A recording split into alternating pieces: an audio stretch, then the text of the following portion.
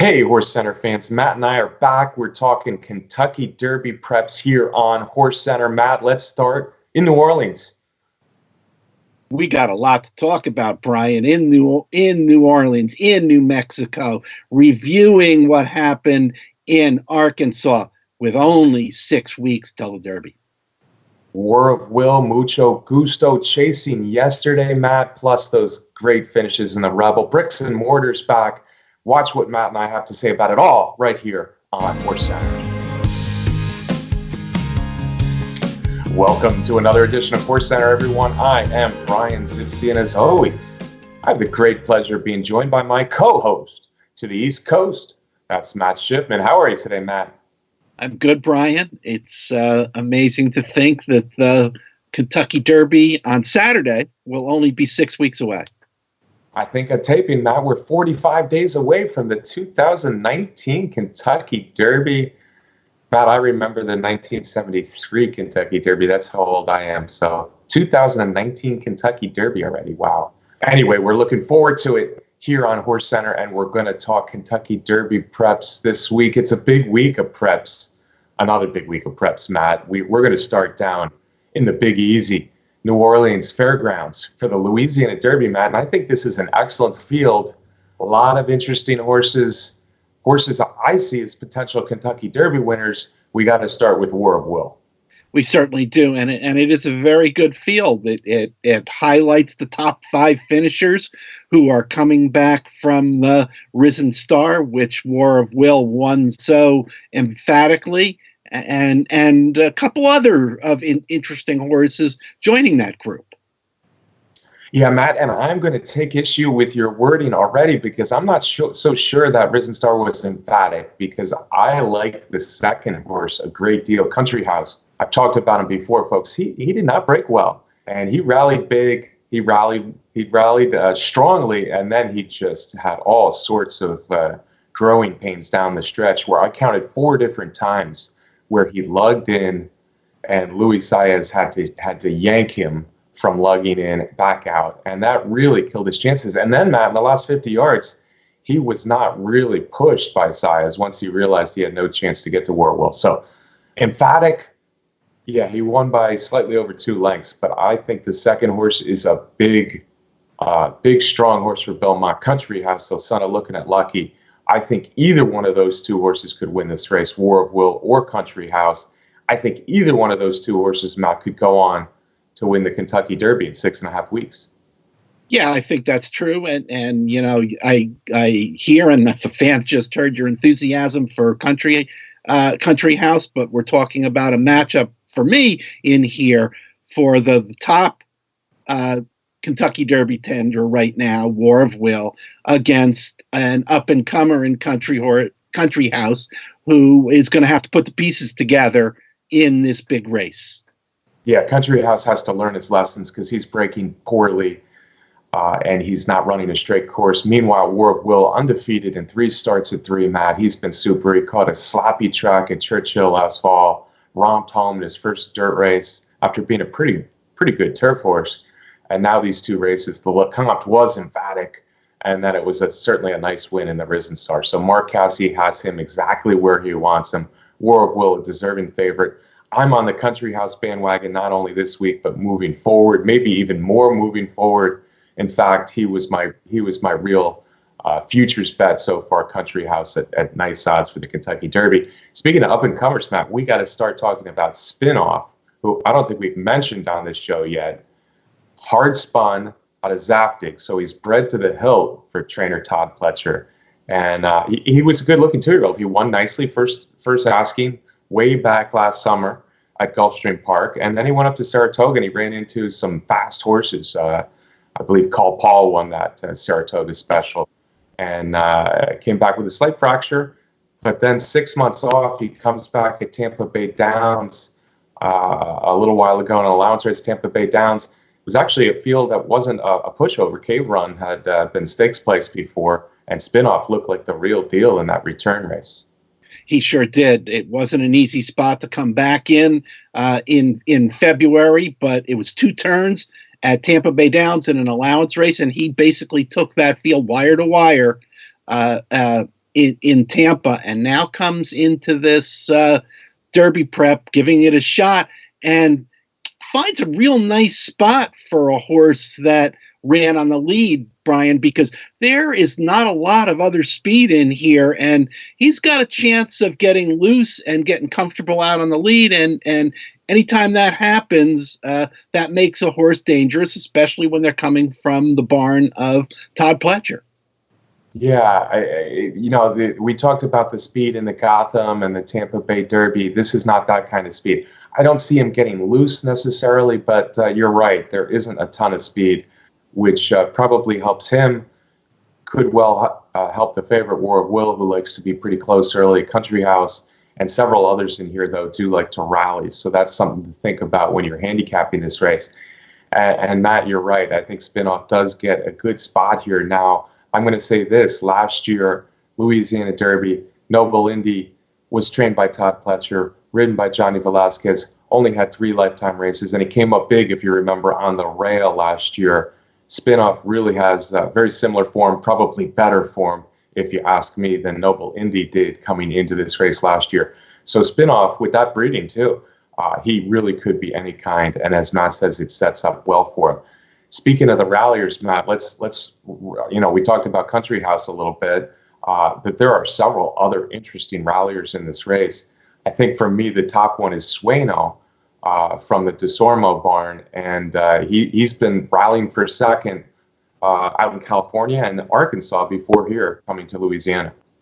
Yeah, I agree with that, Brian. I don't particularly like the other horses from the Risen Star in Royland and Limonite and Hog Creek Hustle. I think in Risen Star, those 3 got too far behind and had too much to do, and I might see a similar scenario with them. I do like Sueno in here as one of the Ralliers, along with Country House. Sueno, as you mentioned, ran in Arkansas in the Southwest last time, and I guess got flattered a little bit by the fact that he beat Long Range Toddy in there, who, and we'll talk about this later in the show, came back and won one of the divisions of the Rebel. Of course, he got a better trip than Toddy did in there, but that was a good field, and that second place is a nice thing on his resume. He comes from the barn of Kent DeSormo, who knows how to get a horse ready race by race for the Derby. Yeah, Sueno is a good-looking young colt, and he rallied for the Sham before that. So Sueno looks like an up-and-comer. He's had a few more races, but he's never run a bad race, and his last 4 are definitely good as he's really moved up in class. Second in the Sham, second last time in the Southwest, so definitely one to watch. I guess I like Limonite a little bit more than you, but I too worry that the race doesn't set up for those horses who are rallying in the Risen Star last time. Royland rallied nicely for Tom Amos for 3rd. Hog Creek Hustle was wide, was 4th. But Limonite, that was his first race back, and he showed some promise at 2, so I wouldn't be surprised if he improves a little bit. But I'm with you. Sueno of the Ralliers is second to only Country House for me in here. Another one I think we should mention, Matt, well, there's a bunch. Bankit, I could see popping up a little bit. We mentioned Hog Creek Hustle. By my standards, had a nice maiden win last time. But I'm interested to see what Mr. Money does. And you talked about not a lot of pace in here. I think Mr. Money is a horse that can be closer. Brett Calhoun has him, a son of Golden Sense. Ran a good Breeders' Cup Juvenile last year, was 4th there, and then kind of faded out of the picture in the Risen Star last time. But I would suspect that he might be a little bit tougher animal this time around. Yeah, Brian, I agree with that. But for me, my top pick, I have to go with the favorite War of Will. I think he's just got too much. He's got that tactical speed. He's going to sit, not far off of whoever's on the lead, whether it's a Spinoff or Mr. Money up there with them, and he's going to be tough to beat. Yeah, fair enough. Now, it is 9 furlongs. That's the farthest that any of these horses have been before, so that adds a slightly new wrinkle, maybe gives Country House a little bit more shot to catch War of Will this time, especially if he's running a straighter course. And then Spinoff, I think, adds a real interesting layer to this field, and Sueno as a fourth choice. Unfortunately, I like the favorites for Will Country House, Spinoff, and then Sueno fourth. They may be the top four favorites. I'm going to give Country House a shot here, maybe as the third choice if they bet Spinoff quite a bit. So, but Matt's right. War of Will's the horse to beat, but I do think he might be a little bit more vulnerable than maybe Matt does in this strong field. I'm really excited, Matt, about the Louisiana Derby.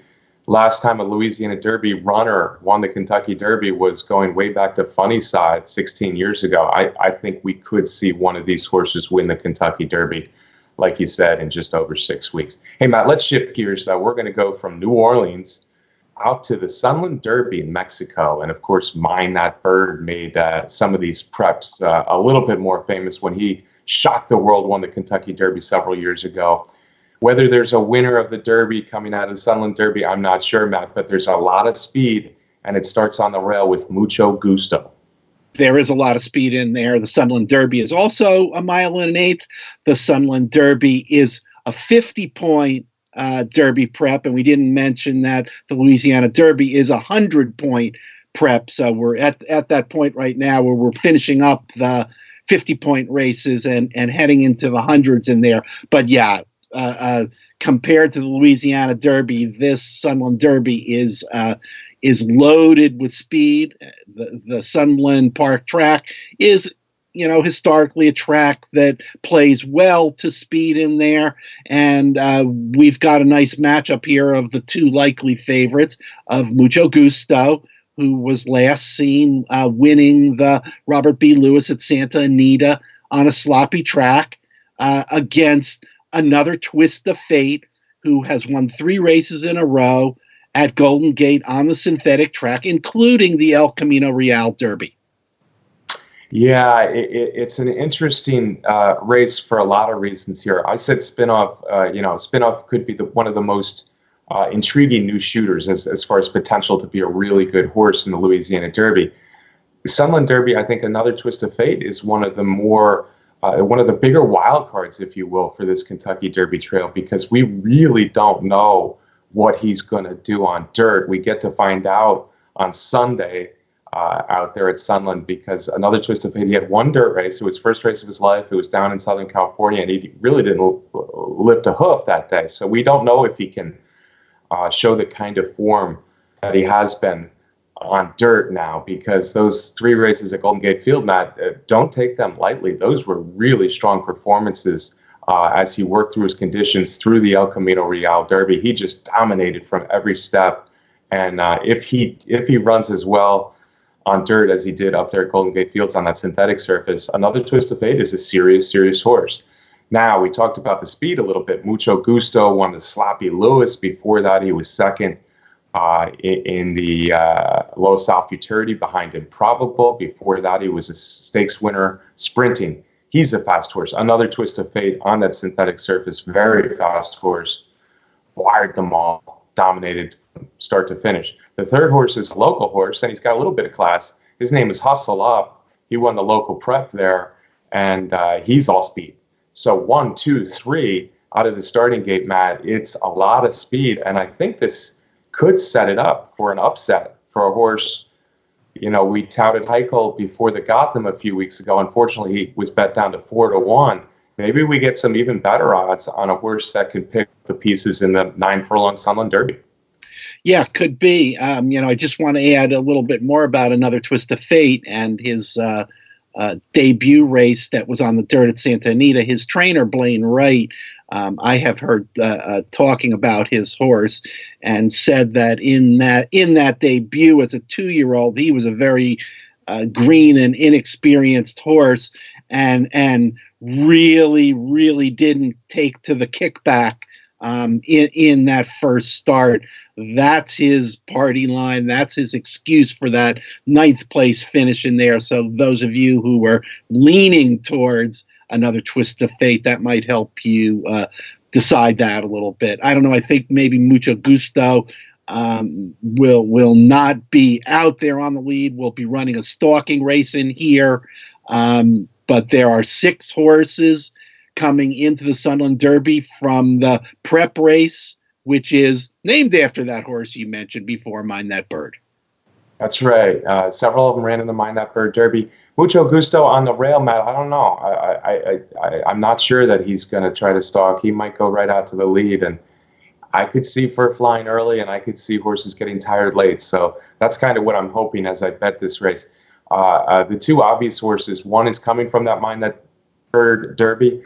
The other's not. The other is Cutting Humor from the Pletcher barn. He was second to Bourbon Warren Allowance at Gulfstream. He made a move in the Southwest, but then he faded out of it. I could see him improving, but the one I like better and my top pick in here as the third or maybe even fourth choice, should be at least 6-1, is Wicked Indeed, a son of Tappet from the Asmussen barn. Most recently, he was second in the Mind That Bird Derby, and he made a nice rally, got to know the track a little bit, and that race set up completely different as Hustle Up kind of went gate to wire that day. So I think with more speed, more distance, I also think he's getting more experience. He was fourth to World Will in the Lecomte. Well-bred, Steve Asmussen, a little bit more experience, fast pace. I like Wicked Indeed to win the whole thing here in the Sunland Derby, Matt. Sounds like a good pick, Brian. A horse with a perfect setup. And hey, I guess the Asmussen barn is running pretty hot right now. They got a lot of horses at a lot of places, Matt. It must be good to be Steve Asmussen with all the quality horse flesh he has running everywhere, it seems like. All right, so that's our Sunland Derby preview. Matt, let's stay out Sunday at Sunland, because the Sunland Oaks, it looked like it might be a super duper matchup of two of the top 3-year-old fillies in the country. Bellafina, of course, we've learned from the Simon Callahan barn. She's already won 2 nice races this year and several last year as well. She'll be skipping the Sunland Oaks. So she was entered, but they are going to wait instead for the Santa Anita Oaks as her last prep for the Kentucky Oaks. That leaves Chasing Yesterday, Matt, as a pretty heavy favorite here in Sunday's Sunland Oaks. Yeah, pretty heavy favorite for sure, Brian. Chasing Yesterday is making her 2019 debut. She's 4 out of 5 career wins, Brian, and her last few races have been nothing but impressive. Of course, the half sister to the Triple Crown winner, American Pharaoh, so that always adds to the amount of money that she takes. But Brian, we've talked about this before in the show with the Derby Trail. I just don't love these horses coming back and making these late debuts. Chasing Yesterday, I guess initially Baffert was thinking about starting her at the fairgrounds, skipped that race, and then the Santa Isabella was canceled at Santa Anita, which wasn't, nothing Baffert could do about it. So now here we are with her debut getting put off twice. The debuts getting put off certainly didn't work out particularly well at Arkansas last weekend for Baffert, but I don't know. This is not an ultra competitive field for Chasing Yesterday. She just might be able to overcome those, whether you want to call them obstacles or not, that I just described. Yeah, I'm not with you so much on this one, Matt. First off, we're talking about Kentucky Derby or Kentucky Oaks, and I think the Kentucky Derby is such a more grueling race that I do like to see a little bit earlier preps as a 3-year-old. I do like to see a little bit more foundation built at 3 for the Derby. Kentucky Oaks is 9 furlongs, a smaller field, not a small field by any means, but not the 20-horse scrum that the Kentucky Derby is.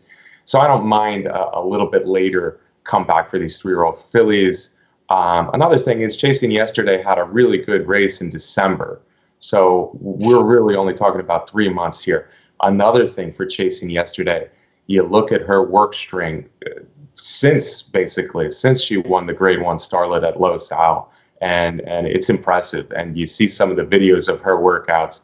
This is a filly that only looks to be getting better, and she should be ready for this test and move her forward towards the Kentucky Oaks. She is one of my favorite Kentucky Oaks fillies for sure right now. Having said that, there are a couple of interesting fillies in here. There's a Candy Ride filly who caught first dirt last time named in listing. It was a maiden claiming race. out there at Santa Anita, but she won by a pole, Matt. First time on dirt. She could be something to watch out for in the future. Her name is Enlisting. As I said, a daughter of Candy Ride, so that's something. And then the other one is the local filly. Henry Dominguez has won a lot of stakes races out there at Sunland Park, and he's got Victim of Love, a Spadestown filly who's won 3 in a row, and she looked good winning the prep for this. Enlisting, Victim of Love, probably nice fillies, but probably not in the class of Chasing Yesterday. So it just comes down to, by the way, I think a mile 16th is also an advantage coming back for first time in 3 months. For all those reasons, I do expect her to come back well and win this race. Yeah, I mean, hey, it is a soft spot for Chasing Yesterday, and here with the scratch of Bellafina out of there, if there's a chance of an upset, I would go with Victim of Love in there, who's not your typical Sunland Park horse, like you mentioned. She's a well-bred horse. She was a $160,000 yearling purchase. She's a Speightstown. And Henry Dominguez, he's the leading trainer down there. He wins a lot of races. Exactly. All right, Matt. Speaking of soft spots, I've seen some article headlines and things where they said a strong addition of the Fairground Oaks. And frankly, handicapping this race, I didn't see it. I see a bunch of decent fillies, several, could be graded stakes types maybe. But I look at this race and I say, who's going to beat Serengeti Empress off that huge win last time in the Rachel Alexandra? I agree with you, Brian. Any questions that I might have had about Serengeti Empress coming off her, her disappointing performance in the Breeders' Cup juvenile fillies were completely moved out of my head with the monstrous performance that she had in her last race against a very good field. For every right, she should be back out on the lead again and be very, very hard to catch. Yeah, I thought there were some interesting fillies last time in the Rachel Alexandra. They didn't run huge, but Serengeti Empress did. Some of the ones that chased her home are in here. Like I said, there's a handful, 4 or 5 fillies that, could be decent fillies. But Serengeti Empress, for me, really stands over this field. I will say this about the Tom Amos trainee. When she wins, when she gets that lead and can control the race, she's run some huge races. First out winner, the Ellis Park Debutante, the Pocahontas, and then recently the Rachel Alexandra were just monster performances. Performances that you could rightly say she's the best 3-year-old filly in the country.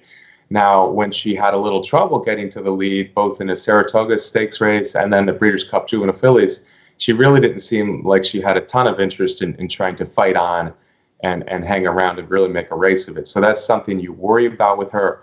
But I think she's too good for this field. So I think the Fairground Oaks, which of course is part of the Louisiana Derby undercard on Saturday at Fairgrounds, will dominate. Now that undercard has, of course, several nice stakes races. I think the one that I'm most interested in, though, Matt, is the turf race leading up to the Louisiana Derby, because we get to see Bricks and Mortar, the Chad Brown trainee, 5-year-old son of Giants Causeway, who had, I think, over a year off, and he's come back with 2 beautiful races, and including the Pegasus turf last time. Yeah, I think it was 16 months in total, Brian, that Bricks and Mortar was off and came back and had that huge win in the Pegasus Turf Invitational, and Chad Brown's, he's the guy that can get a horse back after a layoff like that. But this is a test too, to see if Bricks and Mortar is durable and can hold up and run and win 2 races in a row. And he's got a really strong challenger in here in Synchrony. Yeah, Bricks and Mortar, he's one of those horses we see a lot that just run this gigantic race, and you wonder, is he going to do it again? And if he does it again, he's going to be the top-ranked turf horse in America. But there is a question whether he could do it again. This is, third off the layup. This is a different track. And Synchrony is a really nice middle-distance turf horse, and he seems to love that Fairgrounds turf course, Matt. He's 4 for 4 there. So Synchrony is the real deal as competition. for bricks and mortar to see if he can build upon that Pegasus turf win. Divisadero, there's a couple others in there too. So that's a really interesting turf race as part of that nice card at Fairgrounds. Matt, we've done a lot of talking about Saturday in New Orleans, Sunday out at New Mexico. We got to talk a little bit about what happened last Saturday at Oaklawn Park, because both divisions of the Rebel turned out to be really thrilling finishes. Let's start with the Breeders' Cup Juvenile winner going down to defeat by Omaha Beach, the Dick Mandela trained son of Warfront, just held off game winner in a thriller there in the Rebel. Yeah, Brian, game winner coming into the race, the 2-year-old champion, the Breeders' Cup champion, 4 for 4, Bob Baffert, a big favorite. And I'll tell you, coming down the stretch, it looked like it was going to be another win by the Baffert runner. I don't know. Maybe it was the angle coming down the stretch. I thought maybe game winner got his head in front a little bit coming down the stretch, but Omaha Beach dug right in and was able to win the head bob and get the victory for Richard Mandela. Hey, Brian, he doesn't show up on the Derby trail often. He doesn't have a lot of Derby starters, Mandela, but he's a guy that knows how to get a horse ready for a big race. So that was a really exciting performance. This is me talking, who had game winner on top of the polls all year long up to this point, but I loved what I saw from Omaha Beach.